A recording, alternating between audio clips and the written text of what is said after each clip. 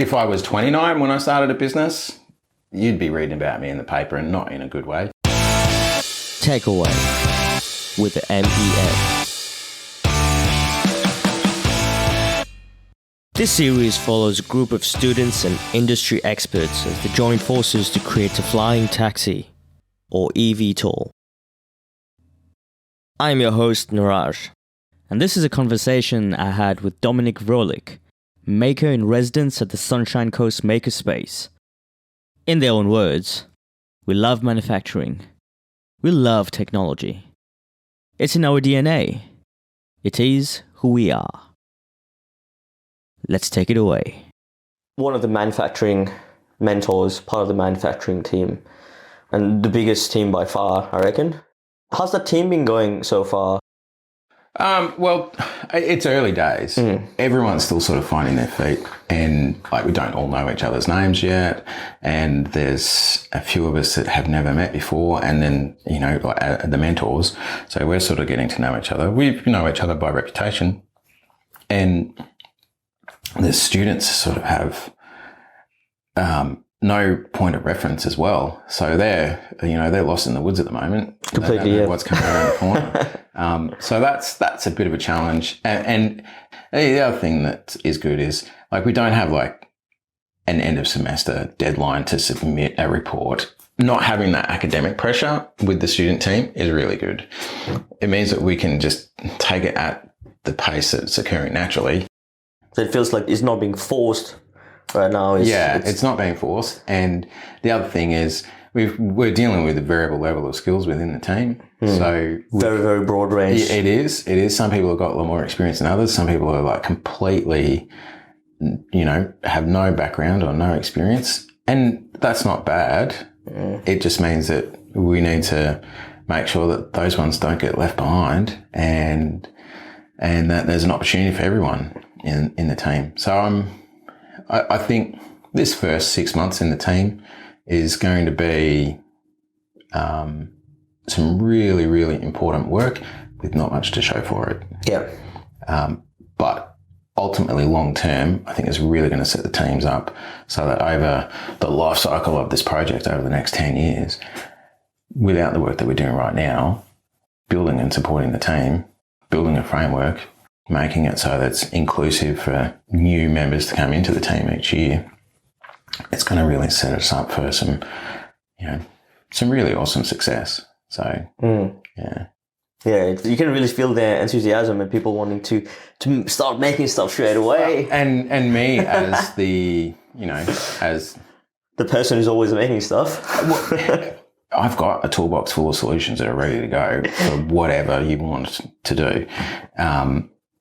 I've got to keep a lid on that. I've got to let the students work out the solutions and be there to help them, not do the work for them. That's not what any of the mentors are there for. We're there to guide them, show them what the possibilities are, and then sort of unleash them on the challenge. Yeah.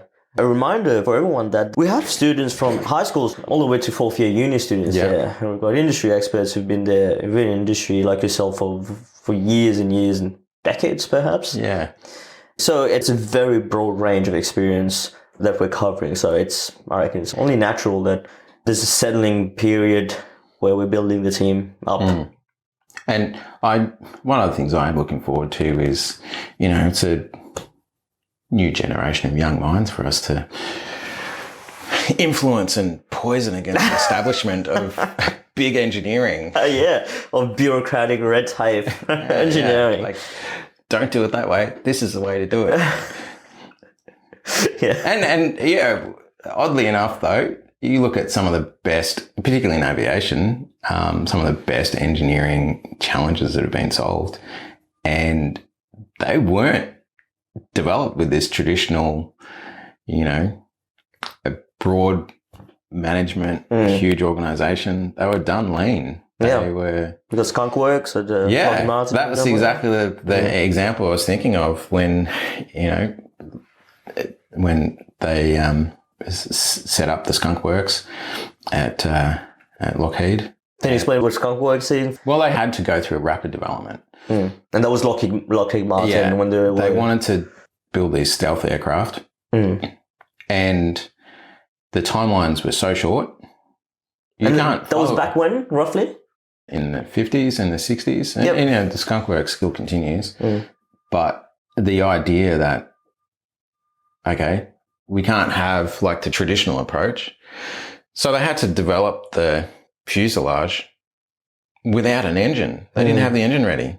Yeah. So then the engine development team had to develop the engine at the same time the fuselage was being developed. So how do you actually reconcile that? How do you make both of those things fit together? And you can't change the flight test date. That's fixed. So they're both working towards that solution, both of those teams, and really all of the teams.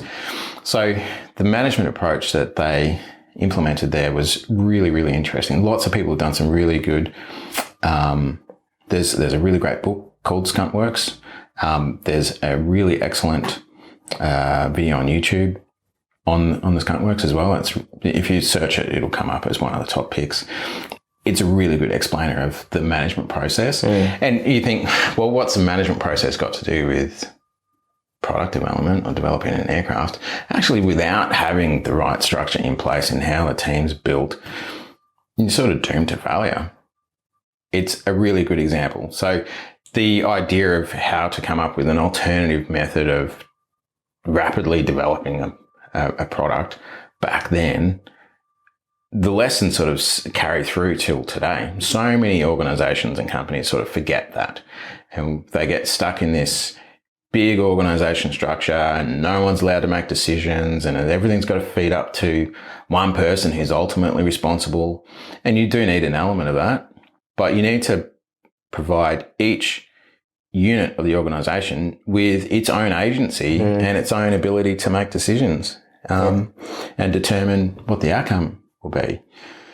You know Genghis Khan? Yeah. This is way so much of a tangent. So one of the innovations that he brought to his army was that he had exactly that. He had little units where captains or leaders of that particular unit, they were empowered to make their own decisions. Everyone knew what the overall strategic goal was, but in the heat of battle, you have to really react really quickly to what's happening. So then those captains then were empowered to make their own decisions. They see something is happening and they can react very quickly within their own units. So that point on reacting quickly, that's the key of why these alternative management structures work so well, is that it's not whether the decision is correct or incorrect that's important. It's how fast you make the decision. If you can make the decision quickly, then you can move on. You make the decision and you can find out, will it work or not work? You get a data point. Yeah. And then you can move on to the next decision. Because it's not, getting a good outcome is not about every decision being correct. It's about getting to the last decision that you have to make. And you can't get to that last decision before you've gone through all the others. So you've got to make your decisions as quick as you can throughout the process. There's many decisions that don't need to be made by the person with the most knowledge or the most experience. It feels quite relevant in today as well, with the pace of technology advancing so fast that you can't really have technological pace advancing really fast and then you have this bureaucratic, slow-moving engineering framework that is then, using the technology to deliver products. It feels like you need a new framework, and that's what you're talking about. Yeah. And I guess relating that back to my own experience and maturity as a product designer or as an engineer, when I made that change in being able to disconnect myself personally from the design decision that I was making and just let the decision stand on its own 2 feet and not getting upset if things didn't work out, when I made that shift in my own views, my decisions just came faster and I became a more efficient designer, a more efficient engineer, because I was no longer afraid to make poor decisions, bad decisions. I wasn't second guessing myself. I mean, I still do second guess myself occasionally, especially when a customer rings up and says, "Oh, I've got this problem." The first thing I do is go through a checklist in my head of like, what did I screw up? Did I do this wrong? Did I do that wrong? Did I make this mistake? I rattle all these things up in my head. And I'm just like, in nervous silence. And then they tell me what happened. And I'm like, that wasn't my fault. I think we're all like that. Yeah. I think it's just It's human nature. Yeah. Look, there's opportunity for growth there. If you can recognize it, that's a diplomatic way of saying it. So having that maturity around decision making allows you to make decisions faster and allows you to let other people make decisions. And if you've got an organization culture where people don't get punished for making wrong decisions, that's great.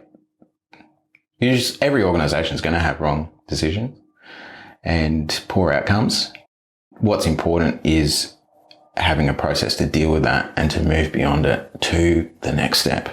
The process is very important. With someone from your background and looking at the eVTOL team, the concept itself so far, I know that's a loaded question, but do you anticipate any challenges with that project itself in terms of your background with what you do? Challenge I see is going to be cash. If we don't have the cash to spend on equipment and tooling and materials and those type of expenses, doesn't matter how good the design is. If we don't have the funding to go down that path, that's really going to limit the opportunities. Thankfully, we've got really good support from sponsors and industry partners. That is going to really, really help.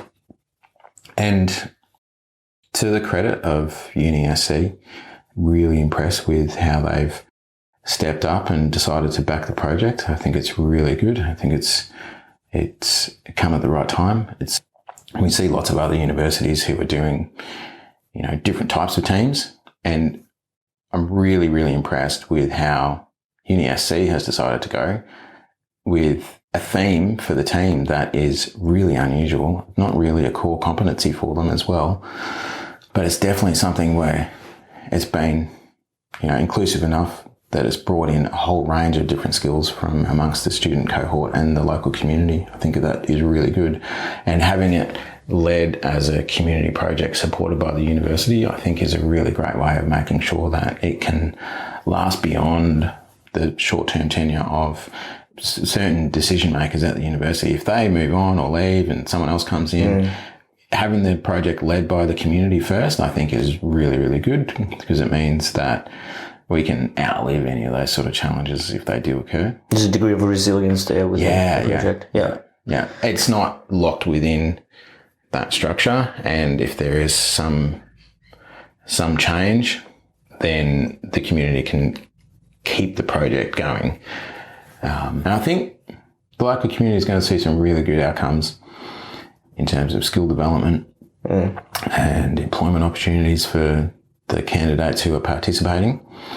I think it's going to be a real highlight in the entry point of the careers of the students that are participating, to be able to show on their portfolios that they're a part of this team and this is what we're able to achieve. And when I worked there, I worked on this particular part of the aircraft and it flew because of the work that I put in there.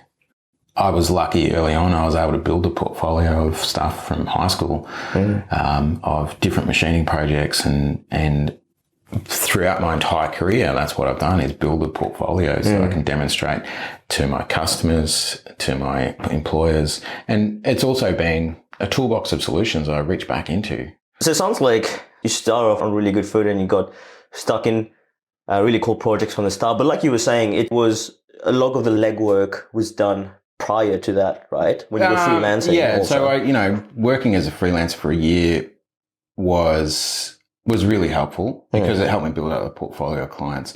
But also, I was at the right stage in my career as well. I had 20,000 hours under my belt in SolidWorks, so I sort of knew my way around design software really well. And I'd also had the benefit of working with some really good colleagues as well who were patient with me. Because when I was younger, I was, pretty hot-headed young guy. If someone made a criticism of my design, I took that massively personally, and I really feel embarrassed by some of the ways I reacted. I get really worked up. Man, I feel like there's a lot of good stories behind there. Yeah, when I was first learning SolidWorks, the engineering manager I had, bless him, he would make me redo the drawing so many times because I was just really bad at it in the beginning. And then eventually I got it and I was like, oh, right. There's a reason behind all this This madness. is the information I've got to put on the drawing. Yeah. Because I'd completely forget stuff, or I'd have the wrong material, or I'd not have it dimensioned, or I'd miss the material thickness, or there were some drawings I would have to redo like 7 times, and it must have been so frustrating for him to have to deal with me. And each time he'd send me back, I'd be like, I would take it personally. I'd get upset about it. Yeah. Like, oh, you're making me do more work. You know, what's wrong with this? Yeah. There was clearly something wrong with it. I just didn't want to accept it. Yeah. But, you know, we don't stay 23 years old forever. We grow up. And with age comes a little bit of, you know. Wisdom, hopefully. Yeah, I don't know about wisdom, but definitely you get a little bit more patient with things. Yeah. Well, I really regret not starting a business earlier, because if I was 29 when I started a business, you'd be reading about me in the paper, and not in a good way. It would have been a complete debacle. Yeah. You know, as a 29-year-old, I thought I knew everything and didn't take criticism very well. Now, that's something that has come with practice, and I've certainly had opportunity for that. People have leveled lots of criticism at me over the time. But as a designer, there was this tipping point where I got over myself, and then I would focus on the design. And the designer's boss, essentially. Yeah. Let the design drive the outcome for the project. Yeah. I just realized we hadn't actually talked about what makerspace is. If you work it out, let me know. Folks, this is all we have time for. Keep sending your feedback, fears, hopes, dreams at the email address in the show notes. And do keep an eye out for the next episode. Until then, upwards and onwards.